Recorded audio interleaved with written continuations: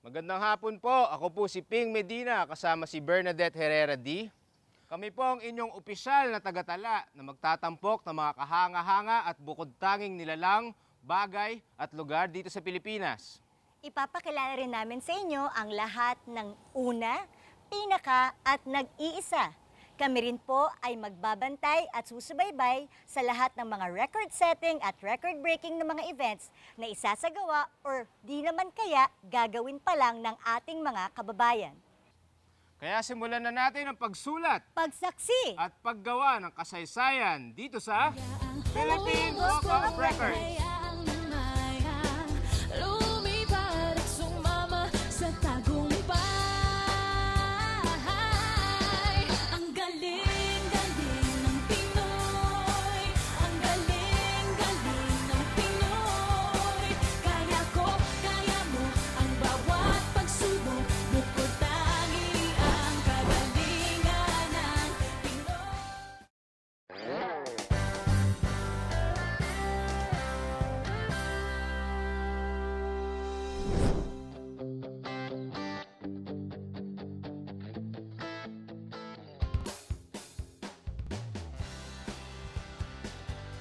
Ngayong araw na ito, tiyak na matutuwa ang mga may hilig sa kotse.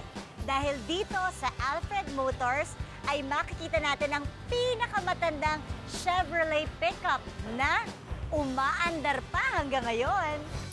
Alam nyo ba na yung pick-up na yan ay truck talaga ang tawag noong 1918 at pinapaandar yan ng 4-cylinder overhead valve engine. Lupet, di ba? Ang 4-cylinder overhead valve engine ang pinakamalupit na engine noong 1918.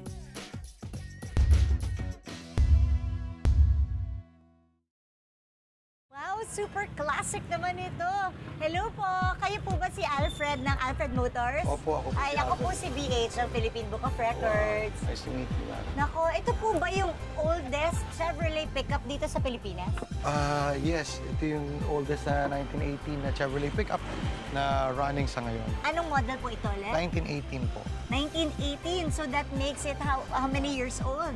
96 years old. 96 years old, grabe. Paano po ito napunta sa inyo? Ito medyo mga 8 years ago, natagpuan ko sa Bicol to. Talagang nasa barn na naka-slam na talaga siya, nabulok na. Yun, tapos yung old guy naman na may-ari siya, dahil nalaman na restorer kami at may pagkakataong mabuhay ulit ito, kaya sa akin niya naibenta. 8 years ago lang pala. So, Yeah. teka, tapos tinest drive mo doon o dito nyo na pinaandar? Ay, nung makuha ko po ito, talagang bulok na, talagang hindi na running condition. So talagang from Bicol going here, pina-car carrier ko na. Tapos it took me about a year and a half to restore. Magastos po bang mag-restore ng mga ganitong sasakyan? Sa parts po, medyo magastos talaga mag-restore. Ngayon, medyo nakakatipid lang ako kasi car shop owner ako. Pag sinabi mo umaandar, ano ba to? Nakakakit pa ba to ng bundok? How fast does it run? Okay, ito talaga umaandar, pero during its time, ang top speed nito is between 40 and 50. Pang ikot-ikot, okay. Pero nung panahon na ito yung modern car, talagang dito yung mga tao nagkakarga ng mga mabibigat na gamit nila. Kasi at 1918, ito lang yung workhorse nila dahil nga pick-up. Oo nga, eto mo, ang daming ang pwedeng masakay, no? Paano niyo po ito i-maintain? Yan talagang itong ganitong katandang kotse, dapat every now and then talaga naiikot-ikot. Kasi pag hindi mo napapaandar, lalong nadi-deteriorate. Once in running motion yan, parang tao rin, pag na-exercise, lumalakas, ganun din siya. Ang galing. Pwede ba ito i-test drive? Maandar pa to, di ba? Oo naman. Test drive naman natin. Sakay mo Sige naman po. ako, iangkas mo ako dito. Sige, pwede po. So talagang pang dalawang tao to. Oo, pandalawa lang po sa likod. Pero yung purpose talaga niya is to load mga gamit ng mga tao. Teka lang, asan ang seatbelt? Hindi pa po na-invento. So hindi pala to safe. Saka wala siyang pinto.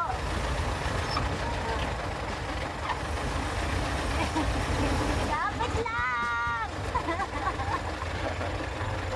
Saks, pinandan mo talaga.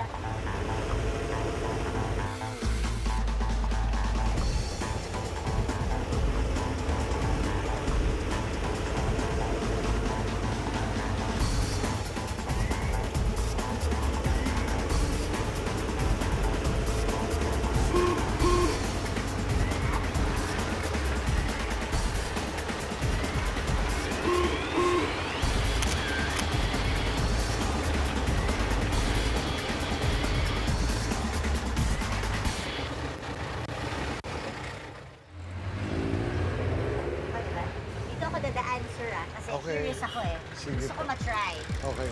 So ito, Ayan po yung preno niya. preno accelerator. Clutch po niya, tapos dito naman yung pagpapaanda rin na siya. Galing no? So iba lang ng konti. Yeah. Grabe. Nako, Tito, thank you very much ha. Salamat po.